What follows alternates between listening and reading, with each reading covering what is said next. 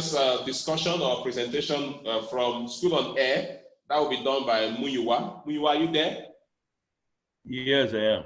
Okay, so can I ask you to probably brief us in 5 to 7 minutes what your organization is currently doing, what you've done, and probably challenges you faced, and areas that you think collaboration should come in? Okay, can I share my screen? Yes, please. Okay, thank you. Well, I must appreciate the effort of the organizers and for giving us this opportunity. I've listened to a lot of earlier speakers, and it's really encouraging what people have done. Well, Educational Advancement Center,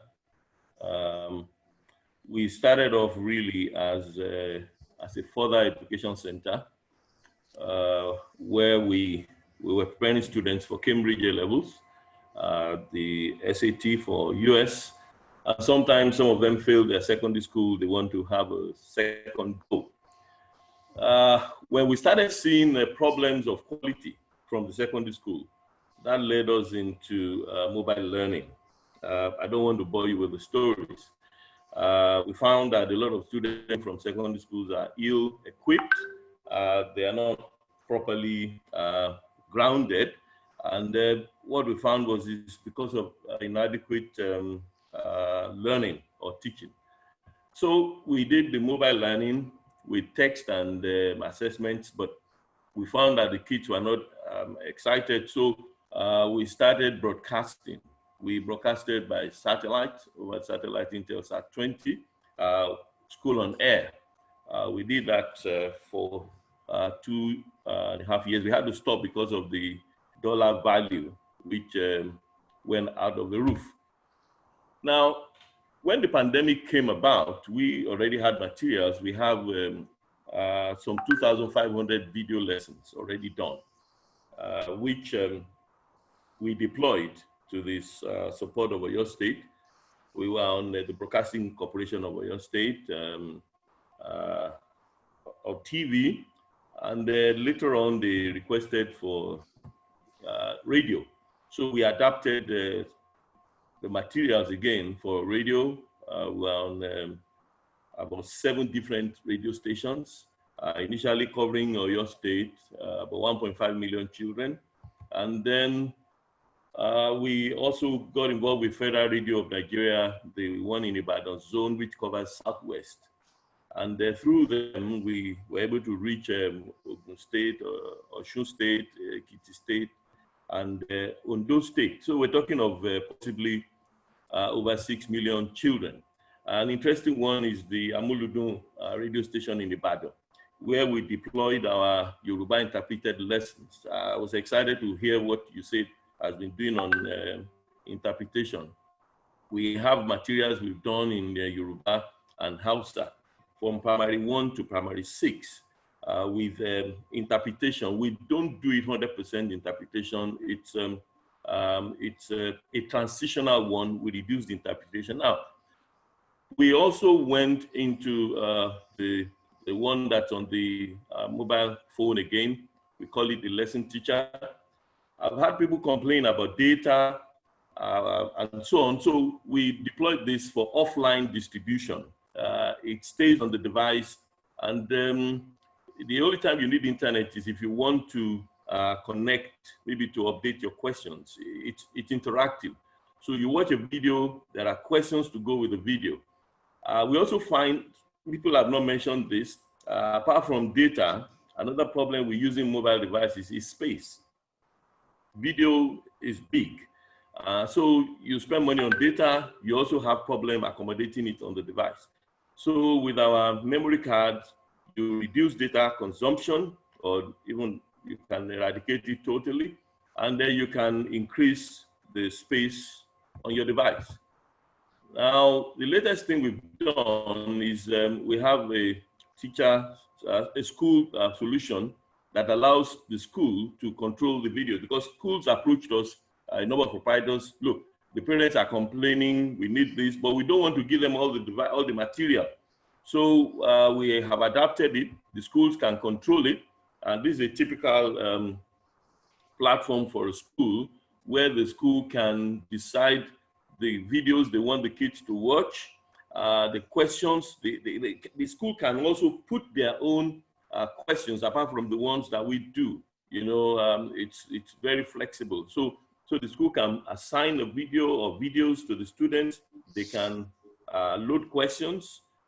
They can also monitor the students' performance. As soon as the student gets into a place where you have internet, the results can be uploaded to the school. Now, as I finish round up, where do we need partners? I mean, I've been excited about all the kind of things being done. We need partners in the areas of devices for children. We need support for production of lessons in other subjects. I find that many people have neglected the junior secondary school. We're doing some work on junior secondary school now. We have materials for primary 1 to 6. We have for senior secondary 1 to 3 in 15 subjects, 15 course subjects. But junior secondary, that's a major deficiency area. So we're working on that. We also have the project on mother tongue interpretation. We find that the mother tongue makes the students to understand what they are being taught. And this is going to be very, very useful in rural areas, especially if we can have solar power to support them. And lastly, we are processing a license for an open university, which is going to start from education. And again, we are willing to collaborate. Thank you for the time. Okay, excellent. Thank you very much. Let me ask you to stay online. We're going to ask you a couple of questions and also take questions from the attendees. But let me bring in now Mr. Lanre from ReverCube to also give us in the next 5 minutes, 5 to 7 minutes, what they've done so far. Mr. Lanre, over to you. Good morning. Okay, good morning. Thanks for having me here. Can I share my screen? Yes, please. Go ahead. Okay. Thank you.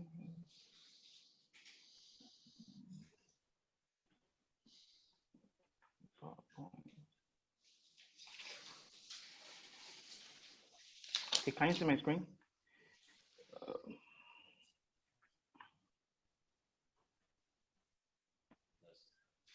All right, we can see your screen. Go ahead, please. All right. Okay, so thanks for having me again. I'll be very brief, fast about my session. ReverCube is the name of the company, and we have several web platforms to support education, and we're doing this for about a decade now. Our approach is slightly different compared to the reports I've been listening to, which have been focused on the rural communities, the less accessible areas, and all that. In the past few years, we've been working mostly with the private sector. The reason why we chose to work with the private sector, mostly the middle and high income schools, was because one, we discovered that a larger percentage of students in Nigeria attend the private institutions than the public schools, and especially in the region, Southwest region, where we're starting from. And two, we're also giving back to the community and to the general education community as a way to support the lower income schools. I'll just give a quick rundown of our platforms. We currently have about 4 platforms for the education space now. We have the school management, where we help to improve the efficiency of the school systems in terms of the academics, manage administration, messaging, and communications with students and every stakeholder in the school. We have a learning management platform called ClassCube, which has really scaled in over 800% in this whole COVID-19 issue. We have an enrollment platform, which is really growing fast. It helps private schools to quickly enroll students, gather data they need promptly, and also collect payments. And we also work a little in the payment space in terms of processing, collections, and reconciliation for schools. So as I mentioned earlier, of all our products, since this whole lockdown, Our learning management has been the front burner of all the products. It's been growing very fast with over 10,000 lessons coming in daily. Students from these schools were taking these lessons. And as I said earlier, that we're dealing with private schools. We discovered that a platform like ours was actually like the only way the schools could still find any form of relevance to the parents and the students, because there's always a lot of free content everywhere to consume. But in our approach, we are not providing content. We are collaborating with school and other content providers, but we created a platform where the content can be administered, can be evaluated, and integrated into the regular school curriculum and grading scheme that they have on our platforms. And we also partnered with other blue chip tech companies like Amazon, Google, IBM, and that way we were able to drop our pricing with over 40 to 50% reduction in our pricing, so that we can support these schools, and that way we can also reach more users across the country. In recent times, we've partnered with some other state governments around the country to help them with analyzing data and getting feedback from this whole pandemic measures they've put out there, to have a sort of evaluation of how these projects are having impact on students. Okay, yes, I think that's a quick run of what we do, and I'll be open to questions now. Thank you.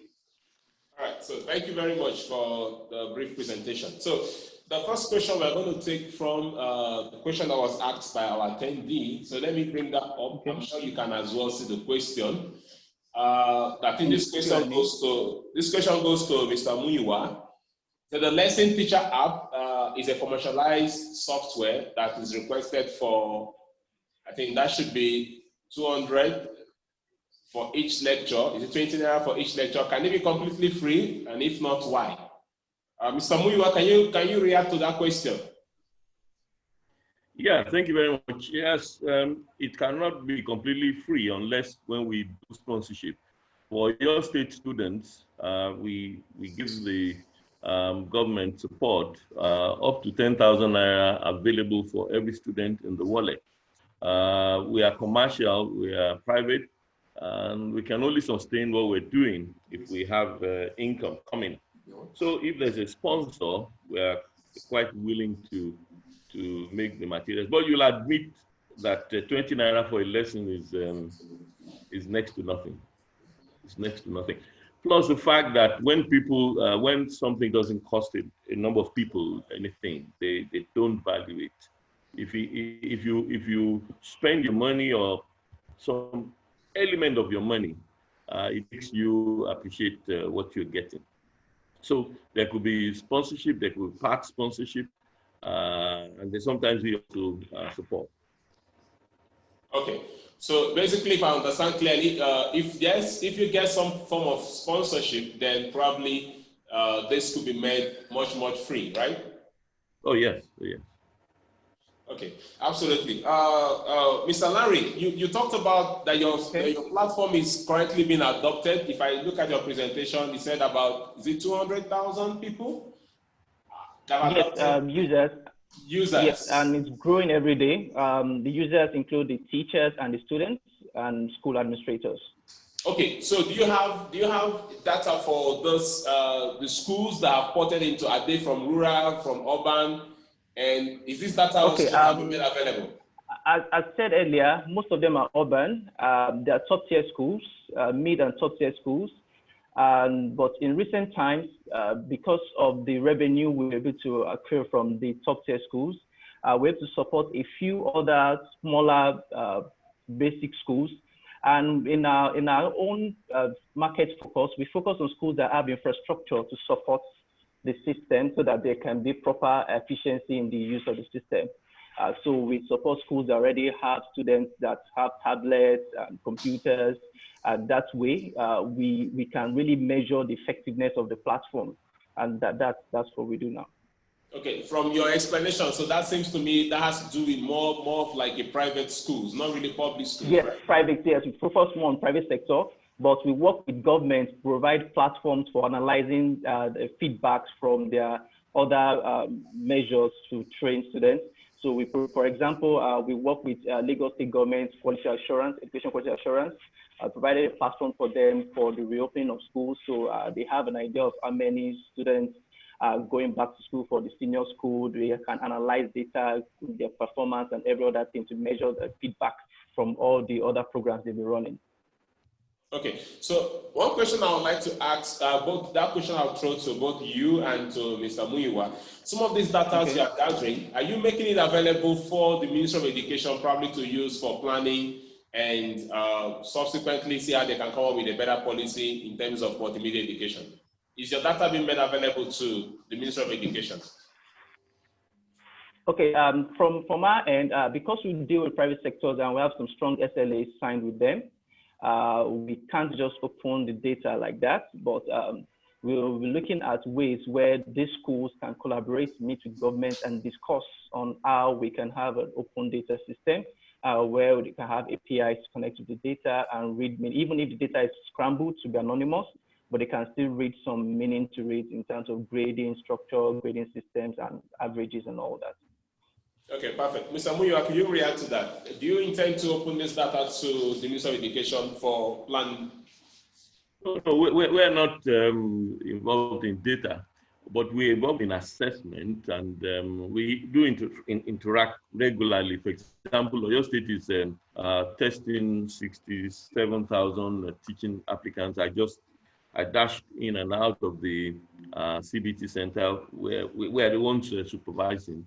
So we do assessment to give a feedback, because assessment is the feedback of champions. They say if somebody has learned something, the best way to know is to test the person, and then you'll know if the person has assimilated what you given. Otherwise, you're just talking or you're just broadcasting. Okay. Okay, thank you very much. So I'm just going to ask you in one minute or less than 1 minute, give us your quick wins. What are your final words, final thoughts? Mr. Larry. Okay, my final thought is that we should try to still have a balance in approach to education in the country.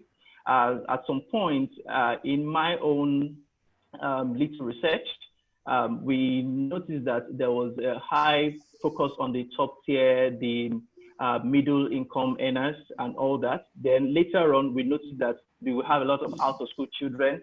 Then we started pumping in a lot of resources into that, trying to get the remote students and all that to get them engaged. But I believe that there should be a proper balance. No segment should be left out for proper thinking and effective teaching and collaboration. Okay, thank you very much. Mr. Muyiwa, your final thoughts and last words. Yeah. I mean, I'd like to see more synergy among the players. There's a lot that's going on there, but it's not getting to where it's destinated for. So if we can have more collaboration like this is a wonderful concept.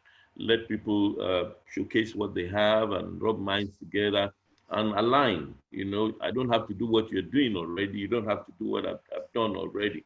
That way we can leapfrog and catch up. You know, the fact is that we are still crawling. And if we run, we are not likely to catch up. So we've got to find a way of leapfrogging so that we can catch up with the rest of the world. Thank you very much. It's a wonderful opportunity you gave us. And I wish you all the best.